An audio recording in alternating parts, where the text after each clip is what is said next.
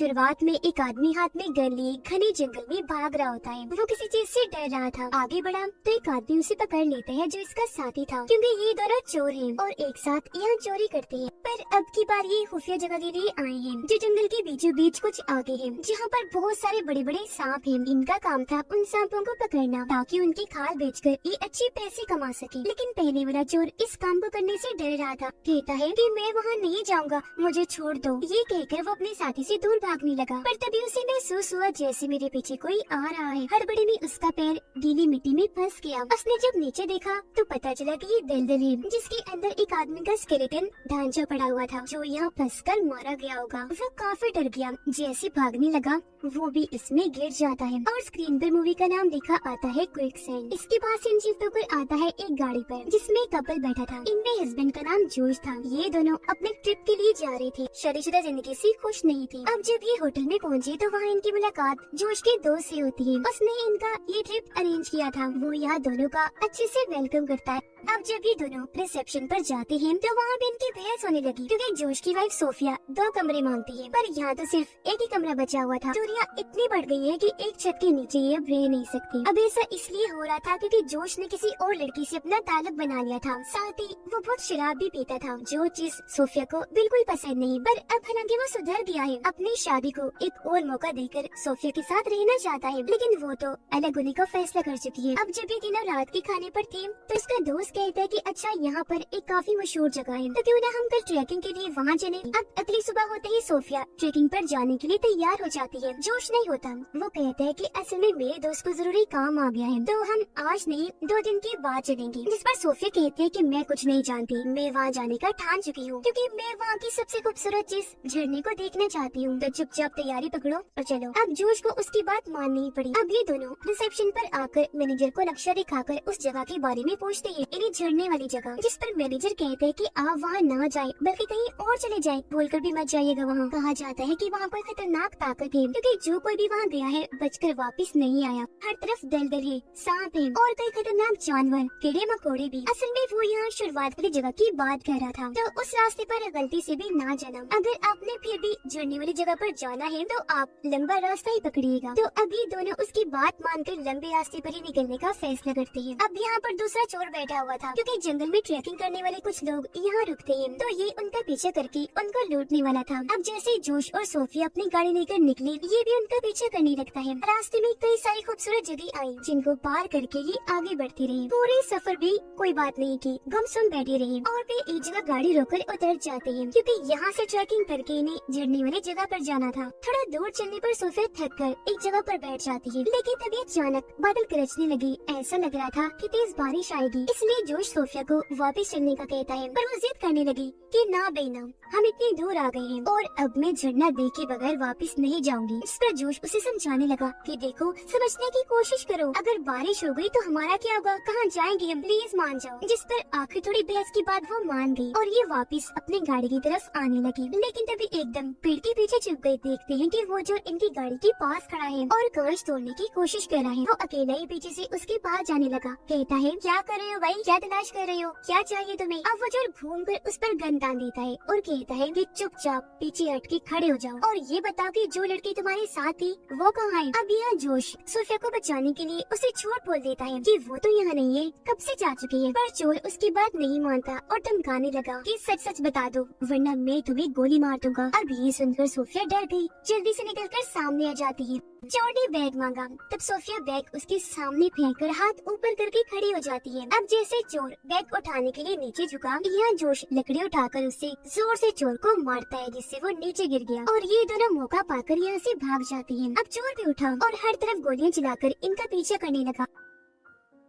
अब तो यहाँ बारिश आना भी शुरू हो गई थी। यहाँ पर बोर्ड देखकर जोश सोफिया को कहता है कि जंगल का वो रास्ता इस तरफ है जिसे लोग खतरनाक मानते हैं, वहाँ जाने से डरते हैं, तो तुम वहाँ चली जाओ क्योंकि चोर वहाँ नहीं आएगा। तब तक मैं चोर का ध्यान भटकाकर बाद में तुम्हारे पास आ जाऊंगा। अब उसके कहे के मुताबिक सोफिया उस तरफ चल दी और तेजी से भागने लगती है, पर बीच में एक मोटी सी टेढ़ी सी वो टकरा गई और नीचे गिर जाती है। उसके माथे पर चोट लगी थी, इसलिए वो बेहोश हो गई। थोड़ी देर बाद जब उसे होश आई तो वो इधर उधर देखने लगती है। कहती है कि मैं किस तरफ से आई थी और अब मुझे कहाँ जाना है। वो दरअसल रास्ता भूल गई थी, इसलिए बिना सोचे ही एक तरफ आगे बढ़ने लगी, लेकिन तभी उसका पैर फिसला और वो एक दलदल में जाके गिरती है। ये दलदल काफी बड़ा था, इसलिए वो यहाँ से बाहर नहीं निकल पाती। मदद के लिए उसने आवाजें लगाई। कुछ ही देर में यह जोश आ जाता है और उसे अपना हाथ पकड़वाने का कहता है, लेकिन उसके एक हाथ का जोश से बहुत फासला था, जबकि दूसरा हाथ दलदल में फंस गया था, जो लाख कोशिश के बाद भी नहीं निकलता। हालांकि सोफिया हाथ को भी हिलाने की कोशिश करती है और खुद भी हिली, पर इसका कोई फायदा नहीं हुआ। अब ये देखकर जोश उसे कहते हैं, अरे अरे क्या कर रही हो, हिलो मत, संभल के, ये दलदल है, अगर जिस्म को हिलाओगी तो इसमें धंसती चली जाओगी। पर उसे कुछ समझ नहीं आती, वो तो डरी हुई थी, इसलिए अब जोर जोर से अपना जिस्म हिलाने लगी, जिससे आखिरकार वो दलदल के नीचे ही चली जाती है। अब ये देखकर जोश काफी घबरा गया। एक सेकंड भी जाया किए बगैर वो भी झट से दलदल में कूद जाता है और बिना हिले आराम से अपने हाथ नीचे करता है और सोफिया को खींचकर बाहर ले आया, जो बिल्कुल ठीक थी। पर वो रोती हुई कहती है कि जब मैं फंसी हुई थी तो तुम अंदर क्यों कूदे। जोश उसे कहता है कि ये वक्त इन बातों का नहीं है और अब चुपचाप खड़ी हो जाओ, क्योंकि ये दलदल काफी गहरा है और अगर हम हिलेंगे नहीं तो अंदर डूबने से बच जाएंगे, इसलिए प्लीज कुछ देर के लिए चुपचाप होकर जैसे कोई स्टैचू होता है वैसे खड़ी हो जाओ। जब उसकी बात मानकर सोफिया ने ऐसे किया, वो शांत होकर खड़ी हो गई और जोश की आंखों में आंखें डालकर देखने लगती है। होटल में जोश का दोस्त अपना काम खत्म करने के बाद जब होटल में वापस आया तो उसे पता चला कि वो दोनों तो ट्रैकिंग के लिए जा चुके हैं, इसलिए वो रिसेप्शन पर जाकर उनके वापस आने का इंतजार करने लगा। और सोफिया जो काफी परेशान थी, जोश से पूछती है कि आखिर कब तक हम ऐसे यहाँ पर ठहरे रहेंगे। इस पर वो जवाब देता है कि आमतौर पर दलदल काफी गहरी होती है, पर इनमें पेड़ के पौधे पत्ते वगैरह होते हैं, तो ये हमारे वजन को बर्दाश्त कर लेंगे, तो इसीलिए तुम फिक्र न करो,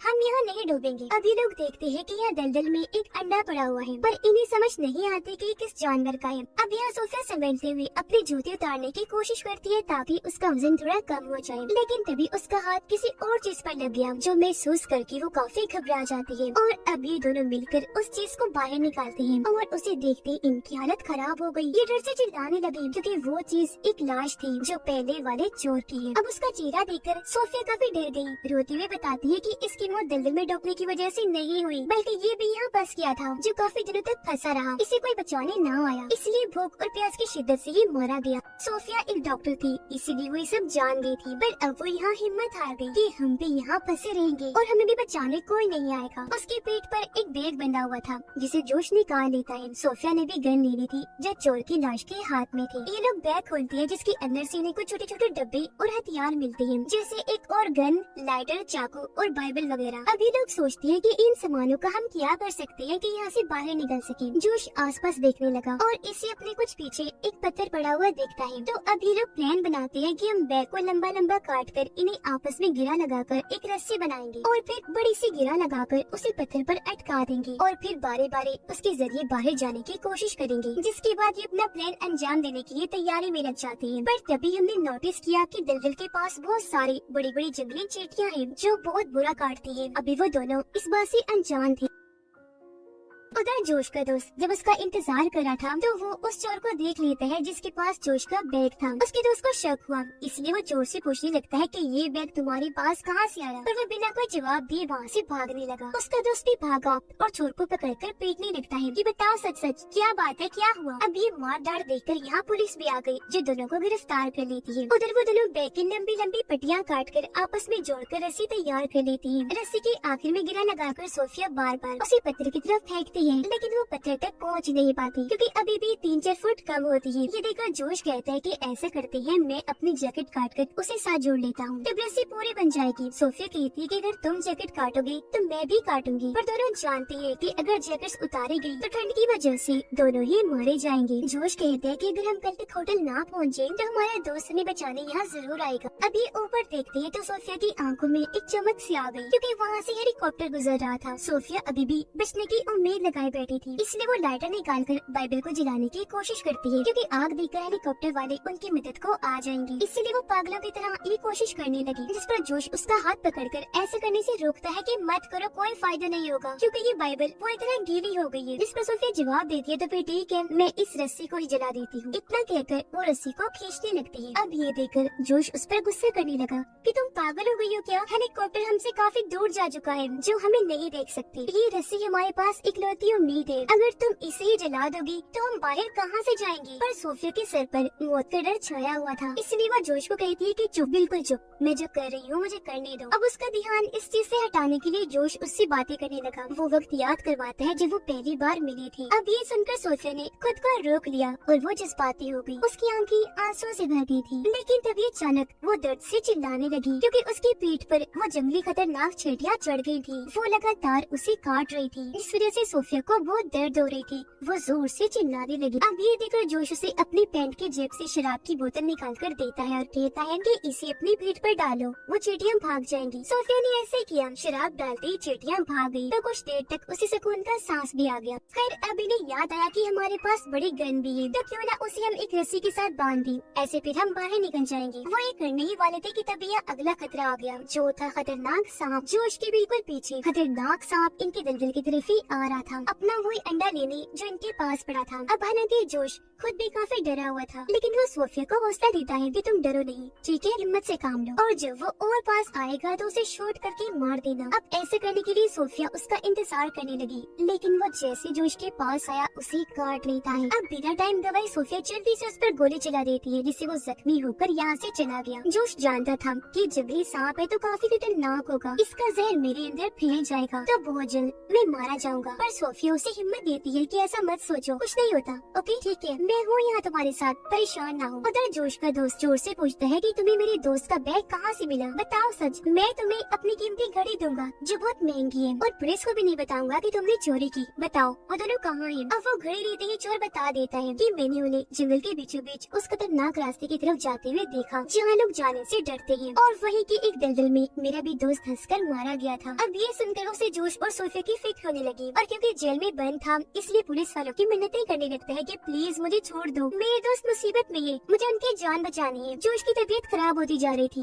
क्योंकि जहर उसके जिस्म में तेजी से फैलता जा रहा था। हिम्मत जवाब दे रही थी। अब सोफिया ने नोटिस किया कि जोश के वेन्स रगों में जहर फैलने की वजह से खून जमना शुरू हो गया है। थोड़ी ही देर में उसका खून इतना जम जाएगा कि उसकी जान भी जा सकती है। ये देखकर सोफिया लाइटर से चाकू को गर्म करने लगती है। जोश के पूछने पर उसने बताया कि इससे मैं तुम्हारी गर्दन की वेन को काटूंगी, जिससे तुम्हारी गर्दन वाला जमा हुआ खून बाहर आ जाएगा और जहर तुम्हारे दिमाग तक नहीं पहुंच पाएगा। अब हालांकि जोश की हालत ठीक नहीं थी, दर्द में वो तड़प रहा था, लेकिन फिर भी हंसता हुआ उसे पूछता है कि तुम कैसी डॉक्टर हो यार, काटने की वजह से जो मेरा खून बहेगा उसका क्या करोगी, कैसे रोकोगी? इस पर रोते हुए सोफिया कहती है कि उसका भी कुछ कर लूंगी, लेकिन मैं तुम्हें मरता हुआ नहीं देख सकती। अब फिर भी वो थोड़ा सोचती है, लेकिन कोई और रास्ता न होने की वजह से वो उसकी गर्दन पर गट लगा देती है, जिससे जमा हुआ खून बाहर निकल आया। जोश दर्द से और तड़पने लगा और यहाँ उसका काफी सारा खून बह गया था, पर क्योंकि सोफिया डॉक्टर थी तो उसे पता था कि अब खून रोकने के लिए मुझे क्या करना है। वो एक बार फिर चाकू गरम करती है और उसे कट पर रखती है। अब वो जगह जलने की वजह से पूरी बंद हो गई, जिससे आखिर यहाँ खून बहना बंद हो गया।